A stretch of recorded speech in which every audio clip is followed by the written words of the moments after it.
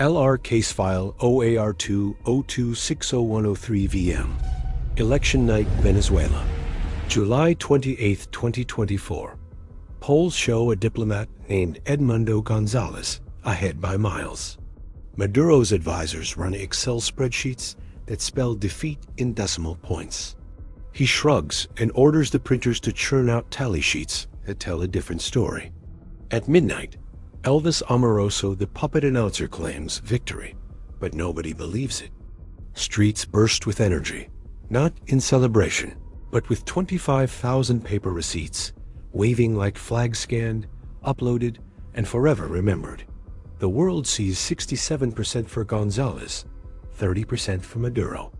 The world shouts another American fraud until Trump 2.0 takes the oath and decides a shrug is not enough. For the first time in over a decade, there's a real chance for political change. Nicolás Maduro, a former bus driver, is at the heart of this wild story. He claims he wants to make changes for the people of Venezuela. Polls are showing a huge swing against him, with some showing him trailing Gonzalez by 20 or even 30 points. It's a wild turnaround that's sparking hope all over the country. So, how did we get here? The opposition's primary winner, Maria Corina Machado, was barred from running. After her first two replacements were also blocked, the opposition had to think fast. In a last-minute decision, they rallied behind Edmundo Gonzalez, a respected but quiet figure, as their unity candidate. It was a risky move, but it has paid off spectacularly. The combination of Machado's fiery campaigning on the ground and Gonzalez's steady, unifying presence has created a powerful political force. Machado has been drawing huge crowds in every corner of Venezuela, campaigning relentlessly for Gonzalez. Her message is one of freedom and change, and it's resonating deeply with a population tired of economic crisis and political repression. People are showing up in droves, defying intimidation, to support the candidate they see as their best hope for a different future. The energy is electric, and the excitement is palpable. Of course, the big question is, if Gonzalez wins, will Maduro accept the results? The government has been tightening its grip, arresting opposition activists, and using state resources to campaign. They control the Electoral Council, the military, and the judiciary. This creates a huge amount of uncertainty. But the sheer size of Gonzalez's lead in the polls is making it harder and harder for the regime to ignore the will of the people. International eyes are watching closely, and the pressure is on. By the end of the election, Nicolás Maduro claimed victory in Sunday's election. Polls show that's not what happened. A lie sheets collected by the opposition. Polling show challenger Edmundo Gonzalez likely beat Maduro by millions. Maduro disputing that, claiming he won by more than 1 million votes. When Maduro took office, he had his security forces on the street, arresting protesters, instilling fear in the population, filling the jails, trying to stamp out any criticism. 300 political prisoners were already in jail. But that skyrocketed right after the elections. Within a week, it was over 2,000 people in jail. That's the Venezuela of today. It's a country marked by fear of speaking out against Maduro. In autumn 2025, 5 months ago, the CIA, commercial mercenaries, inserted a team into Venezuela.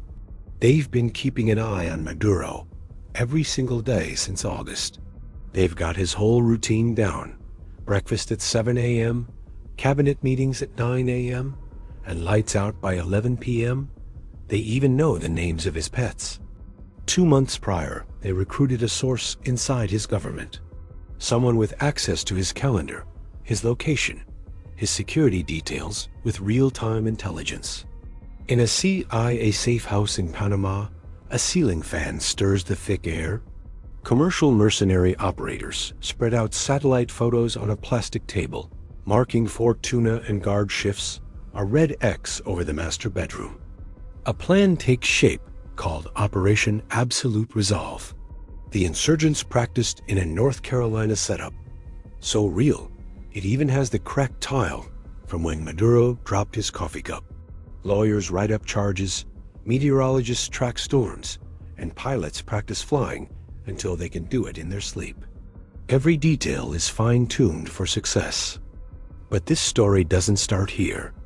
Over 40 years ago, Nicolás Maduro grew up in a working-class family. Poor, but steady. His dad showed him how the system's rigged, with the rich taking advantage of workers, and that socialism could be the solution. Late 80s, he became a bus driver on Route 43 in Caracas, chatting with passengers and hearing their gripes about government corruption and tough lives. He totally gets it because he's one of them, just an everyday person. February 1992. Everything changes.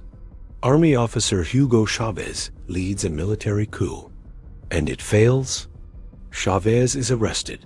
But during the arrest, he appears on TV and says, "Por ahora, no logramos nuestros objetivos." For now, we did not achieve our objectives. For now, not we failed. A promise.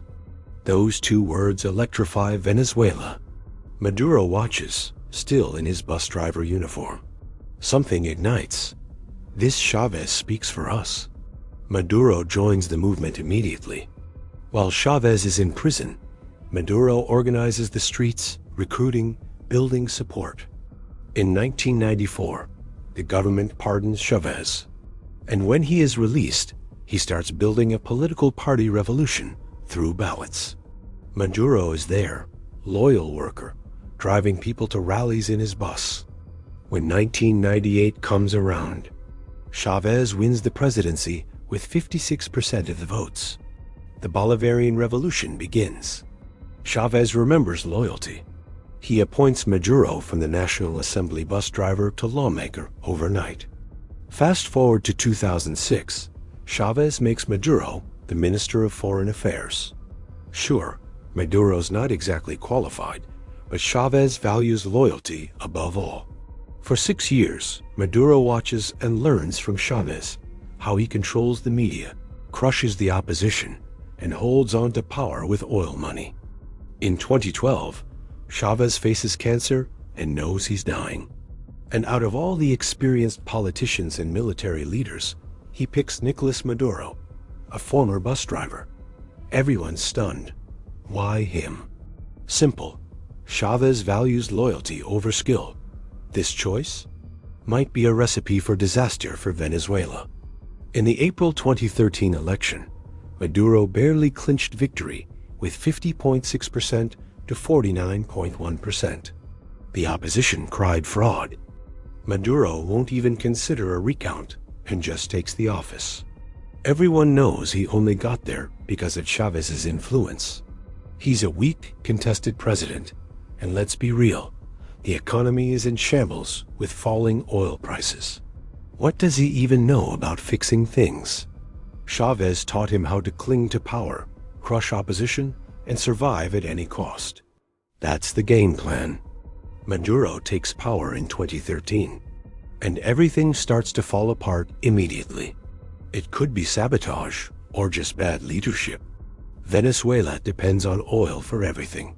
But oil prices crash. Economy collapses. Supermarkets empty, medicines unavailable, electricity failing daily. Venezuelan students protests in the middle of classes, everyone demanding change. Maduro's response: blame America, blame opposition, never blame him.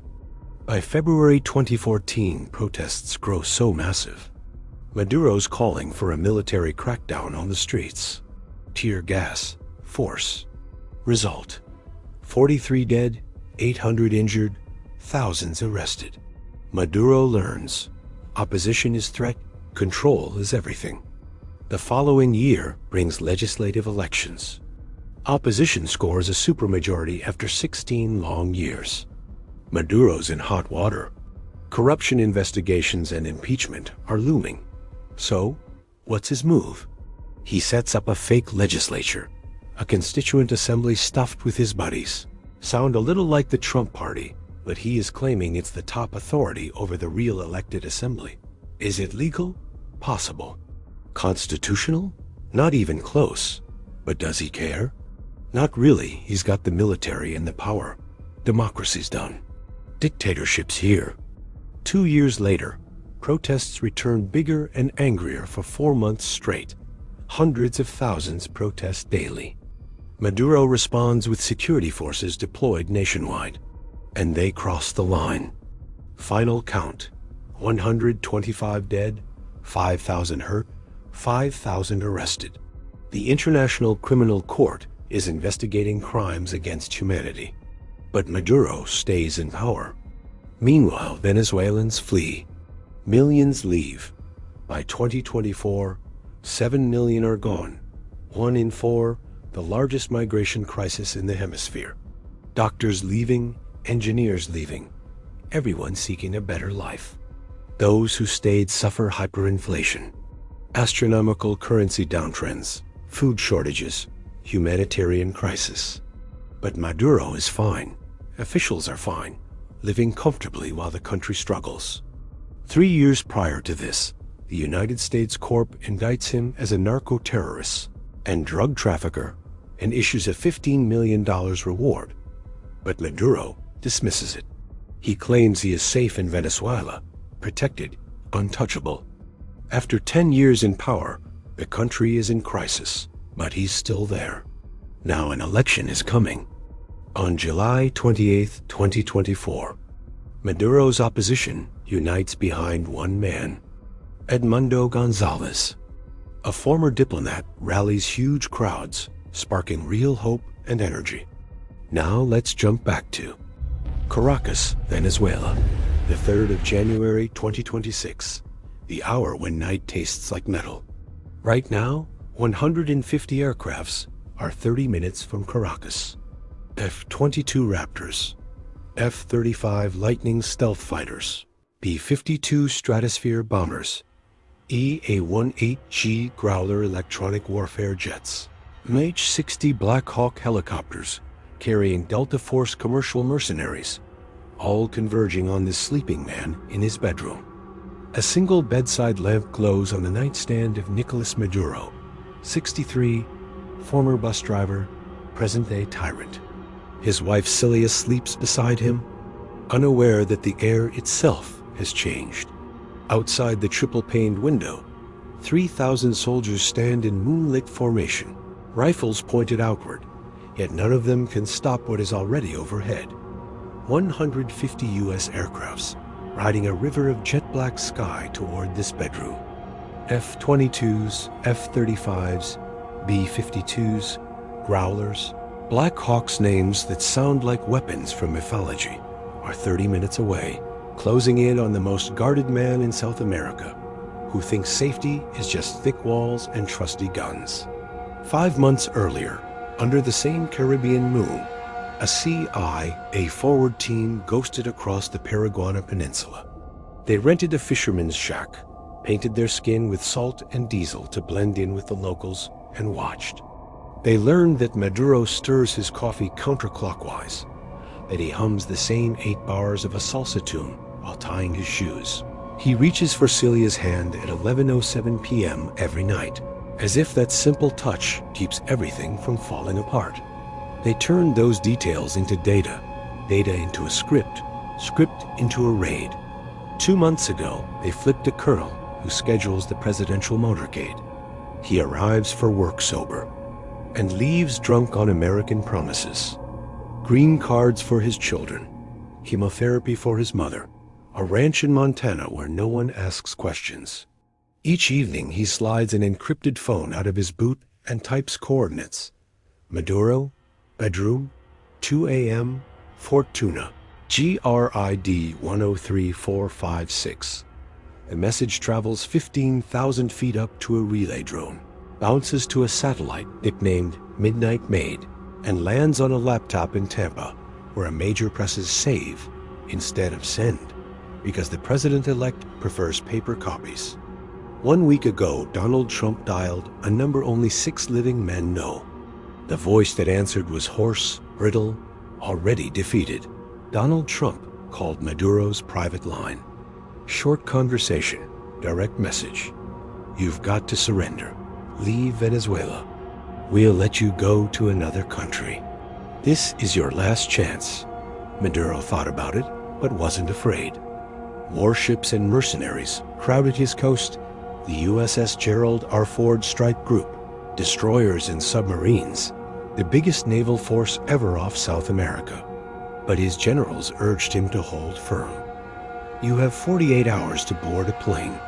Third country, no extradition, lifetime pension.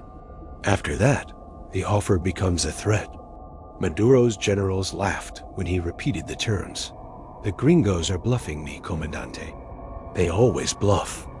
So he stayed, poured himself a glass of Cuban rum, and told Celia they would sleep late tomorrow. Which brings us back to 2:01 a.m., to the handcuffs, to the cell below the waterline, where a man who once steered conversations now steers only memory.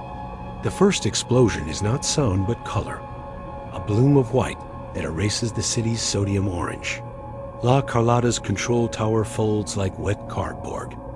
A second later, the shockwave reaches Fort Tuna, rattling the crystal chandelier in the hallway where Maduro once posed for portraits dressed in Bolivar-era garb. Backup generators cough. Opposition Cyber Command fried their circuits 10 seconds earlier with a line of code disguised as a maintenance patch.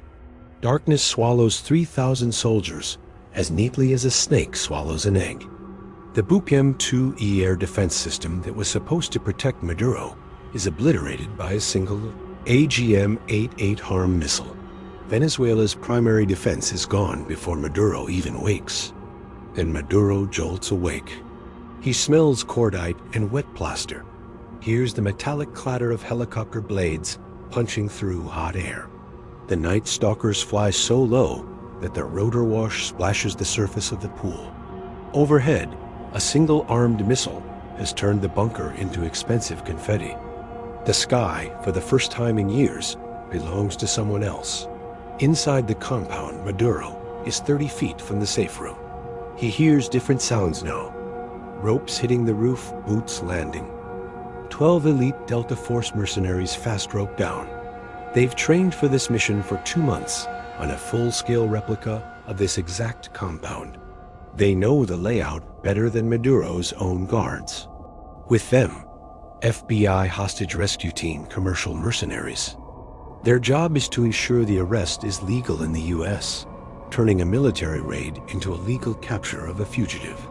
Venezuelan soldiers on the ground open fire with AK-47s, machine guns, and the desperate urge to put up a defensive effort. The Black Hawk's door gunners respond with M134 miniguns, 6,000 rounds per minute of suppressing fire. One helicopter takes hits. Bullets punch through the fuselage, hydraulic fluid spraying, yet the pilot maintains control. The mission continues. Maduro is running. Bare feet slap the marble once touched by popes and big shots. Behind him, Celia screams his name like she did when they were young. 40 feet to the safe room, 40 feet of hallway lined with portraits of him, but he can't see them. The lights are out. A Delta Sergeant commercial mercenary rounds the corner, night vision lenses glowing alien green. His rifle is suppressed, but the sound of his boots is thunder. 10 feet, 5. Maduro's fingertips brush the steel door when the breaching charge detonates, blowing the portrait of Hugo Chavez across the corridor in a shower of glass. They see Maduro in the hallway, hand on door, frozen. 3 seconds, that's all it takes. The first commercial mercenary hits him like a freight train, driving knees into kidneys, twisting wrists until plastic cuffs bite. The second covers Celia with a blanket to spare her the sight of a president on his stomach. Celia Flores is screaming. The third mercenary ties her up on the ground. Then the third commercial mercenary reads rights in English too rapid for Maduro's ears to translate.